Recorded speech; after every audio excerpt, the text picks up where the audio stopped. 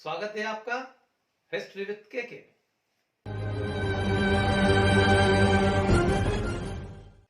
आज हम लोग सिंधु सभ्यता में मृतक संस्कार क्रिया के बारे में पढ़ेंगे।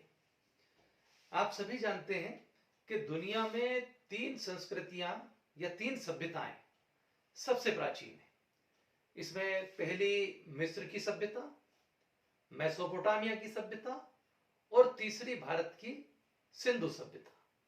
ये 3 सभ्यताएं बड़ी प्रारंभिक सभ्यताएं हैं। तो इसमें हमने सिंधु सभ्यता के बारे में बहुत सारी वीडियो पहले बनाई हुई है, लिंक डिस्क्रिप्शन बॉक्स में दी हुई है। आप सिंधु सभ्यता को वहां से जान सकते हैं। मैंने इस पर 2-3 वीडियो पहले बना रखी है, आप वहां से देखें उसको। यहाँ हम केवल चूंकि आप सभी जानते हैं कि जिसका भी जन्म हुआ है उसकी मृत्यु तय है, कभी ना कभी उसकी मृत्यु जरूर होगी। तो आदिकाल से ही मनुष्य की जब मृत्यु हो जाती थी तो मृत्यु के बाद मृतक संस्कार जरूर होता था। तो मृतक सिंधु सभ्यता जो कि बहुत प्राचीन है, यदि इसको देखें हम तो सिंधु सभ्यता का जो काल है वो अलग अलग तरह से निर्धारण हुआ है। कुछ विद्वानों ने अलग बताया है। कार्बन डेटिंग पद्धति जो होती है, इस पर भी वीडियो हमारा बना हुआ है। तो कार्बन डेटिंग पद्धति से इसका जो समय निर्धारित किया गया है ये लगभग 2600 ईसा पूर्व से लेकर के और 1900 ईसा पूर्व निर्धारित किया गया है। माने सभ्यता इस काल की रही होगी, नगरी सभ्यता थी। और इसमें जो इसके निवासी थे वो द्रविड़ माने गए हैं। द्रविड़ लोग थे, आर्य नहीं थे। द्रविड़ लोगों को यहाँ का निवासी माना जाता है। तो अब ये लोग इतनी महत्वपूर्ण सभ्यता थी, तो इसमें जो प्रमाण मिले हैं उससे पता लगता है कि सिंधु सभ्यता में मृतक संस्कार किस प्रकार से होता था। व्यक्ति की जब मृत्यु हो जाती थी तो उसके बाद उसका संस्कार कैसे करते थे। तो प्रायः 3 तरह की पद्धति थी, जिनमें से जो आज भी विद्यमान है। जैसे एक पहली जो पद्धति थी वो थी पूर्ण समाधिकरण, दूसरा था आंशिक समाधिकरण और तीसरा होता था दाह कर्म। ये आज भी है। पूर्ण समाधिकरण में क्या करते थे? पूर्ण समाधिकरण में बहुत सारे गर्तों में हमें मिले हैं, यानी कि गर्त, एक शव दफना दिया, उसके कुछ समय बाद उसके ऊपर और है, इस तरह से गर्तों में गर्त मिली हैं जिनमें कई ऐसे शवाधान मिले हैं। तो ये लोग क्या करते थे, शव को ज्यों का त्यों, जैसे डेथ हुई है तो शव को वैसा का वैसा ही दफना देते थे। तो ये कहलाता था पूर्ण समाधिकरण। इसमें आज भी बहुत सारे संप्रदाय हैं जिनमें शव को दफनाया जाता है। तो यह कहलाता था पूर्ण समाधिकरण। दूसरा कहलाता था आंशिक समाधिकरण। आंशिक समाधिकरण में क्या करते थे कि शव को पहले एकांत में ले जाते थे कहीं जंगल में और पशु पक्षियों के खाने के लिए उसको छोड़ देते थे। ये कुछ पारसी पद्धति से मिलती जुलती है। तो शव को वहां छोड़ देते थे और उसके बाद में पशु पक्षियों को खाने के लिए छोड़ देते। बाद में उसकी अस्थियों को इकट्ठा करके और उसको दफना देते थे। तो ये कहलाता था आंशिक समाधिकरण। और तीसरा होता था दाह कर्म। दाह कर्म आज भी बहुत सारे संप्रदायों में, और बल्कि कहें कि ज्यादातर में यही दाह कर्म है। इसमें क्या करते हैं, शव को जला देते हैं और इस तरह से उसकी अंतिम संस्कार क्रिया हो जाती है।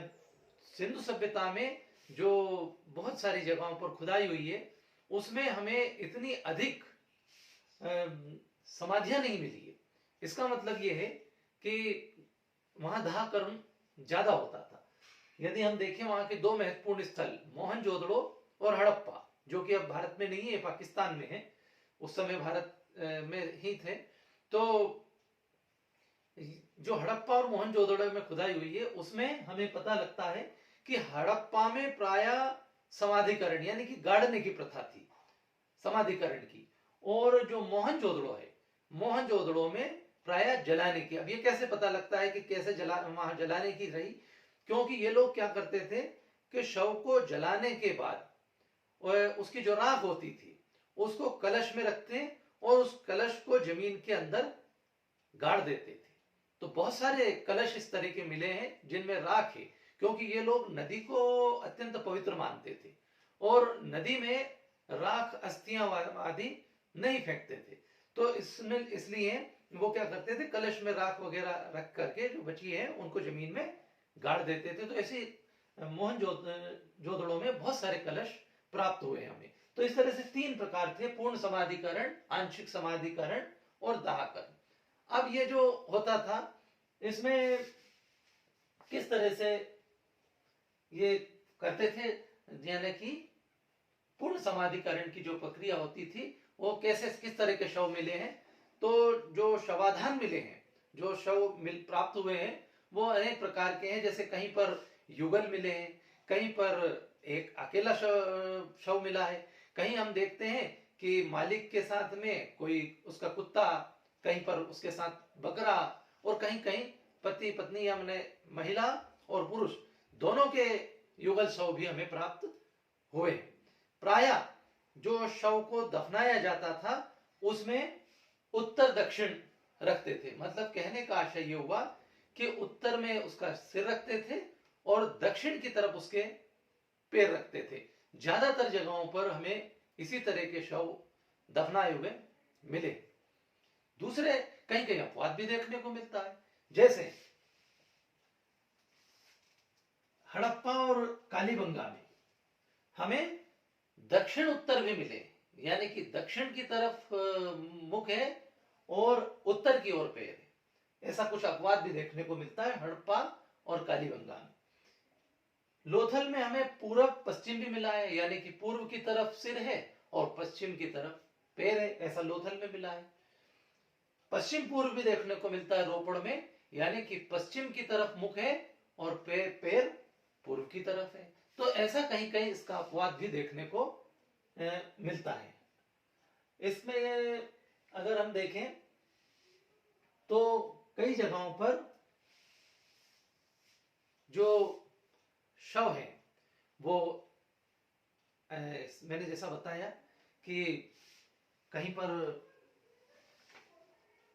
सिंगल भी है, यानी एक एकल भी है, कहीं 2 भी हैं। तो जैसे यदि देखें हम तो जैसे कालीबंगा में, लोथल एवं कालीबंगा में, तो लोथल और कालीबंगा में युगल समाधान मिले। युगल का मतलब हुआ कि एक मेन बॉडी है और एक फीमेल बॉडी है, और फीमेल बॉडी मेल बॉडी की तरफ देख रही है। इस तरह का एक हमें वहां पर समाधान प्राप्त हुआ है। यदि हम इसी तरह का देखें लोथल में, तो लोथल में एक ऐसा शव भी मिला है जिसमें मालिक के साथ में कुत्ते को दफना दिया गया है। दूसरा यदि देखें तो रोपड़ में मालिक के साथ कुत्ता है, और लोथल में मालिक के साथ बकरी का शव भी प्राप्त हुआ है। तो इस तरह से अलग अलग तरह के शव भी हमें मतलब एकल भी मिले हैं और युगल भी है। कहीं कहीं जानवरों के साथ भी उसको दफनाया गया। यहाँ एक परंपरा और थी कि जब शव को दफनाते थे तो शव को दफनाते समय उसके, शायद ये लोग पूर्व जन्म में विश्वास करते थे, तो मनुष्य के उपयोग की बहुत सारी वस्तुएं रख देते थे। कई शवाधान ऐसे मिले हैं जिनमें उनके आसपास दैनिक उपयोग की जो मनुष्य की वस्तुएं होती है वो रखी हुई मिली है। हम ये कहेंगे कि शव भांड मिले, बहुत सारे ऐसे बर्तन भी मिले, बर्तन मिले हैं, कुछ चूड़ियां मिली है, हार मिले हैं, अंगूठी मिली है, कुछ तांबे के दर्पण और पीने के पानी के बर्तन, ये सब भी रखे हुए उसके आसपास, शवाधान के आसपास मिले हैं। ऐसा लगता है कि ये शायद पूर्व जन्म में कुछ विश्वास करते थे। तो इसमें जो बर्तन मिले हैं उनके ऊपर बहुत सारे चित्र भी बने हुए हैं। इन चित्रों में हिरण के, बैल के, बकरी के, पेड़ पौधों के चित्र हैं। एकाध मृत भांड ऐसा भी मिला है जिसमें जिसको देख करके पूरा समझे तो ऐसा लगता है कि व्यक्ति की जो यमलोक की तरफ की यात्रा है वो ही प्रदर्शित हो रही है। जैसे एक बर्तन है और उस बर्तन के ऊपर जो चित्रित है उसमें एक बैल है और बैल को मनुष्य, एक ऐसा मनुष्य है जिसकी बड़ी सी चोंच है, वो उसको खींच रहा है और खींचने के साथ साथ उसके कुछ जो उसके हाथों में तीर वगैरह है और वो जा रहा है। तो ये ऐसा लगता है यमलोक की तरफ की यात्रा का लग रहा है। दूसरा एक चित्र है जिसमें वही बैल है, बैल के साथ में मनुष्य उसको खींच रहा है, वही चोचदार, और उसके ऊपर एक कुत्ता आक्रमण कर रहा है।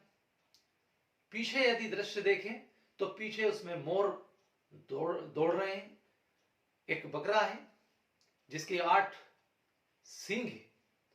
तो इस तरह का ये यमलोक की यात्रा मान सकते हैं। यहाँ कुत्ता यम का प्रतीक मान सकते हैं। अगर आप देखेंगे बैल है, लेकिन बैल, गाय को हमारे यहाँ माना जाता है कि बैतरणी जो नदी है उसमें गाय पार कराती है, तो गाय की बजाय वहां बैल को रखा गया है। मनुष्य है और वो जा रहा है, पीछे मोर है तो मोर दौड़ रहे हैं उसकी तरफ, जो कि संसार के प्रतीक हो सकते हैं। तो इस तरह से ये पूरा यमलोक का एक दर्शन हमें कराता है। तो इस तरह से सिंधु सभ्यता में ये मृतक संस्कार की क्रिया संपन्न होती थी। पूर्ण समाधिकरण, आंशिक समाधिकरण और दाह कर्म से कुछ जगह हम निष्कर्ष रूप में देखें तो युगल समाधान मिले हैं, कुछ जगह एकल मिले हैं। ज्यादातर एकल ही होते थे, एक ही शव को दफनाया जाता था।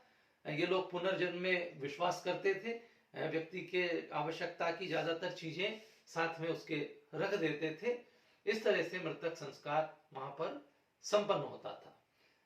आशा है मेरे इस वीडियो से आज आपको सिंधु सभ्यता में मृतक संस्कार क्रिया के बारे में पता लग गया होगा। यदि वीडियो अच्छी लगे तो इसे लाइक करें, शेयर करें। Thank you very much.